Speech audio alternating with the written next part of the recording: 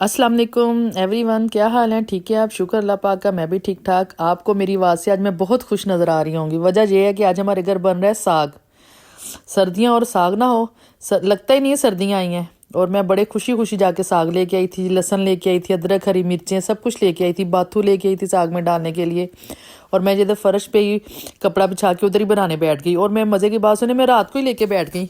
मैं अभी बनाऊंगी, सवारूंगी, इसको धोऊंगी और फिर इनको छन्ने में डाल के रख दूंगी। इनका पानी ड्राई होगा, फिर सुबह फर्स्ट टाइम जब गैस आएगी उसको पकने के लिए रख दूंगी। मैं तो इतनी खुश थी ना, मैं आपको बता नहीं सकती कि मैं साग बनाने लगी हूँ। साग जब जब घर बनता है मैं तो ऐसे ही खुश होती हूँ। आप बताएं आपको साग कितना पसंद है? मुझे, मेरे बच्चों को, सबको साग बहुत पसंद है। ये देखिए, जैसे साग मैं चीर रही थी, जो इसकी पकी हुई डंडी थी उसको मैं उतार रही थी, और जो साग अच्छा था उसको मैं ना अच्छी तरह बना सवार के रख रही थी। भी साग को बना सवार के रखा जाता है, इतना लाडला साग होता है हमारा ये।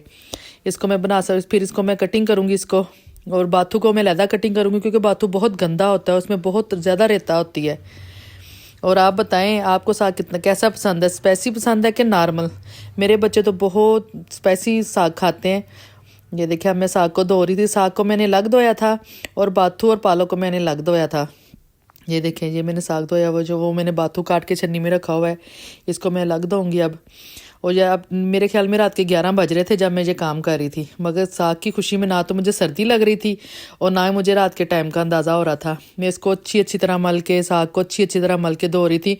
और कितनी दफ़ा मैंने इसको ऐसे पानी में से गुजारा, 3-4 दफ़ा। ये देखिए, मेरी छुरी भी लग गई। चलें कोई बात की, साग के चाह में तो सब कुछ ही ठीक है जी। छुरी भी लग जाए भूल जाना है हमने जी, वो खाते हुए भी नहीं महसूस होना जी हमें छुरी लगी थी। इतना साग का शौक है, मगर जब साग बन जाता है फिर मुझसे थोड़ा सा खा जाता है, फिर बाद में 3-4 दिन बाद में साग पेट भर के खाती हूँ, क्योंकि काट काट के बना बना के मेरा ना मन भर जाता है। अब मैं इसको एक दफ़ा ऐसे छन्नी में से गुजारूंगी इसको, फिर बाद में इसको मैं टब का जो पानी होगा रेत वाला, मिट्टी वाला, उसको सबको मैं गिरा दूंगी, फिर साग को इसको डालूंगी इसके अंदर, फिर मैं पानी चला दूंगी। ऐसा ये प्रोसीजर ना 2-3 दफ़ा करूंगी मैं, फिर तसल्ली होती है कि साग में से जो मिट्टी थी वो सारी निकल गई है। ये देखिए जी साग, और घर में से अभी से खुशबू आने शुरू हो गई थी। अभी नीचे आग तो जली नहीं थी ना, मैंने चूल्हे पे चढ़ाया था, खुशबू आनी शुरू हो गई। अब मैंने बाथू डाल दिया है। बाथू में बहुत रेता होती है, इसको तकरीबन मैंने 5-6 दफ़ा धोया, क्योंकि इसमें इतनी रेता होती है, इतनी, जितना ये छोटा छोटा और वो होता है ना कम होता है, उतनी इसमें रेता होती है। और यही रेता जो होती है ना वो काम ख़राब कर देती है अगर इसको अच्छी तरह ना धोया जाए। मगर फिर भी मैंने अपनी तसल्ली की, इसको मेरा ख्याल 5-6 दफ़ा मैंने इसको ना अच्छे खुले पानी में धोया, टब के अंदर दाल डाल के। ये देखिए, मैं इसको धो रही थी, और फिर मैंने इनको कपड़े के साथ कवर करके रख देना था ताकि सारी रात इनका पानी खुश्क हो जाए। ये हरी मिर्चें थी, इनको भी मैंने अच्छी तरह टब में डाल लिया था। टब में डाल के मैं अच्छी तरह इनको भी मल मल के धो रही थी, क्योंकि साग के साथ आई थी। मैंने कहा इनके साथ भी मिट्टी लगी होगी, रेता लगी होगी। ये तकरीबन मेरे ख्याल किलो हरी मिर्चें थी, 4 किलो मेरा साग था। आधी मेरी पालक की गुट्टी थी और बाथू था, तो अदरक लहसुन, क्योंकि ये भी साग के साथ ही मैंने कहा इनमें भी डस्ट ना हो, इसलिए मैं इनको भी अच्छी तरह धो रही थी ना। अच्छी तरह धो के इनको भी मैं छन्नी में डाल के रख दूँगी। और लहसुन अदरक था वो भी मैंने छील के रख लिया था, सुबह इनको मैं ग्राइंड करूँगी, हरी मिर्ची भी साथ ग्राइंड करूँगी, फिर इनको मैं साग में डालूँगी ना। मैंने इनको भी 2-3 दफ़ा गुजार लिया था। आप बताएं आप लोग साग कैसा खाते हैं? हम लोग तो बहुत स्पाइसी साग खाते हैं। और इनको ये देखिए जी, साग देखिए अब कितना प्यारा हरा हरा धुल के कितना प्यारा लग रहा था। हरी मिर्चें थी, ये वो बाथू था, बाथू को मैंने लग रखा था, हरी मिर्चें मैंने धो के छन्नी में रख दी थी, ये बाथू था, ये साग था। इनको अच्छी तरह मैंने, और पालक और साग को मैंने इकट्ठे कर दिया था, बाथू मैंने लग रखा था। इनको अच्छी तरह धो के मैंने रख लिया था। मेरा तो दिल कर रहा था अभी सुबह और अभी मैं साग को रख दूँ। फिर जी अगले दिन मैंने इसको देचकी में रखा। पहले मैंने पानी उबाइल करने के लिए रखा, पानी को जब अच्छी तरह उबाइल आ गया फिर मैंने इसमें साग डाल दिया। साग डाल के मैं नमाज़ पढ़ने के लिए चले गई। नमाज़ पढ़ के मैंने जो अपनी तस्बीह वगैरह करनी थी वो तस्बीह वगैरह की, जो पढ़ना करना था मैंने वो पढ़ा। फिर मैं वापस आई, ये साथ मैंने कावे के लिए पानी रख दिया। फिर मैंने इसमें साग डाल के कवर करके इसको मैं ना अपने ना नमाज़ वगैरह पढ़ने चले गई ना। जब मैं नमाज़ पढ़ के आई तो साग काफ़ी हद तक पक गया हुआ था। अब मैं आपको दिखाती हूँ, मैं इसमें साग डाल रही हूँ। सुबह सुबह का टाइम था और तकरीबन ये 5-5:30 बजे का टाइम था। मैंने ये इसको कवर करके रख दिया ताकि पानी ना अच्छी तरह पकने लग जाए ना। और ये देखें जी, मेरी बिल्लियाँ मुझसे रोटी मांगने लगी थी। मैंने कहा चले नमाज़ पढ़ने से पहले ना मैं इनको ना खाना डाल दूँ। मैंने एक साथ बोटी उबाइल की हुई, साथ थोड़े से बिस्किट डाल दिए थे, ये खाना खाने लगी थी। ये पारो थी, ये पारो को डाल रही थी मैं। ये देखिए जी, फिर ये ना मुझे नमाज़ पढ़ते हुए तंग नहीं करती, वरना फिर मुझे बहुत तंग करती हैं। मैंने कहा चले ये खाना खा लें, फिर उसके बाद मैं ना वज़ू वगैरह करती हूँ। आपको पता है जानवर जब सुबह उठता है वो तो फर्स्ट टाइम ही खाने के लिए मांगता है, तो इनको मैंने खाना पहले डाल दिया। मैं इनको मैंने बोला दुआ करना हम सब के लिए, अल्लाह ताला करम करे। मैं पारों को आवाज़ दे रही थी जी, ऊपर देख रही थी मुझे। फिर जब मैं नमाज़ पढ़ के आई, देखिए पानी काफ़ी हद तक पक रहा था, तो मैंने फिर साग उसमें डाल दिया। साग को मैंने अच्छी तरह उसमें ना, जो एक ही दफ़ा मैंने, क्योंकि मेरा साग कम था, बर्तन मेरा बड़ा था ना। वैसे तो मुझे कच्ची हंडी में साग पकाना अच्छा लगता है, मगर वो मेरी छोटी थी। ये देखें, अब आसा आसा जब जैसे जैसे इसको सेक लगता जाएगा, ये साग नीचे वैसे वैसे ना नीचे को होता जाएगा ना, तो फिर मैं इसको कवर करके रख दूँगी ना। साग बनाना बहुत आसान है, लोग बोलते बहुत मुश्किल है, ये है वो है, मगर मैं बोलती हूँ बस जो मेहनत है ना, मेहनत वही साग में ज़्यादा मेहनत होती है। वैसे साग बनाना इतना मुश्किल नहीं है, कटिंग करना मुश्किल बहुत है, धोना मुश्किल है। फिर मैं इसका जो साग बनाने वाला चम्मच होता है, पता नहीं इसको क्या बोलते हैं, मुझे नहीं पता इसको क्या बोलते हैं। मैंने फिर वो धो के वो उसमें रखा। मैंने कहा इसके साथ नीचे नीचे साग करती रहूँगी, और फिर सेक लगता रहेगा और साग नीचे होता रहेगा ना। फिर इसमें से मैंने जो पालक और साग का थोड़ा सा पानी था, वो मैंने थोड़ा सा बस निकाला, तकरीबन ना लीटर पानी में निकाल दी। फिर ये मैं नमाज़ पढ़ने लग गई। नमाज़ पढ़ते हुए मैंने तस्मीयाँ की, मैंने दुआ मांगी अल्लाह ताला मेरा साग बहुत मज़ेदार बने, क्योंकि मैं ना साग खाने मुझे बहुत दिल कर रहा था। मेरे कितने दिन हो गए साग खाने को दिल कर रहा था। नहीं कह रही, तो मैं वैसे कह रही हूँ, अल्लाह ताला सबके खानों में बरकत डाले, अल्लाह ताला अपना करम करे, सबकी रिज़्क़ में अल्लाह ताला बरकत डाले, आमीन सुम्मा आमीन। नमाज़ पढ़ते हुए मैं सबके लिए दुआ कर रही थी। आप भी मेरे लिए दुआ किया करें, सबके लिए दुआ किया करें। अल्लाह ताला हम सब के लिए खैर के मामले करे, अल्लाह ताला अपना फ़ज़ल करे, करम करे हम सब पे, आमीन सुम्मा आमीन। ये फिर मैंने हरी मिर्चें और लहसुन ये इनको ना चॉपर में मैं डाल रही थी। मैंने कहा मैं इनको ना चॉप कर लूँ अच्छी तरह। ये मेरी बेटी आ गई थी, ये मुझे चॉपर नहीं चलाना आता ना। मेरी बेटी को मैंने उसको बोला कि मैं मुझे चॉप करके दो। मैं फिर इसको ना अच्छी तरह लहसुन अदरक चॉप करके ना, क्योंकि सुबह 6 बजे से लेकर 9 बजे तक जो गैस आई थी ना, और काफ़ी हद तक वो पक गया था साग ना। अब लहसुन और अदरक हरी मिर्चें डाल के जब मैंने उसको पकाना है ना, तो फिर वो साग मुकम्मल तैयार हो जाना है। जो उस वाले स्विच में नहीं चल रहे थे, इधर वाले स्विच में मैंने कहा चलो मैं चला के देखूँ।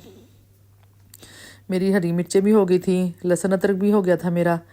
तो अब ये देखे साग की लुक, ये देखे अब हरी मिर्चें लहसुन अदरक ये ग्रैंड हो गया था।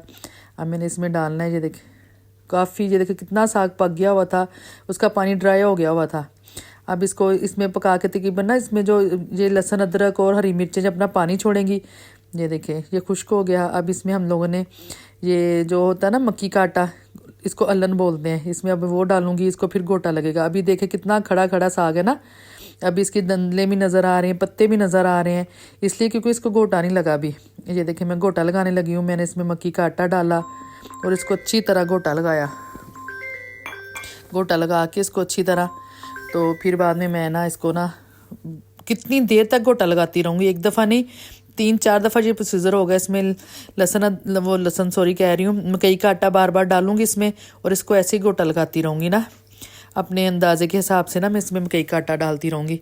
और इसको तकरीबन मैंने घंटा इसको गोटा लगाया था। फिर मेरे बेटा अकेडमी से आ गया, फिर उसने भी गोटा लगाया इसको, मगर फिर भी मेरी तसल्ली नहीं हो रही थी कि नहीं अभी तक ये भी मलाई जैसा नहीं बना।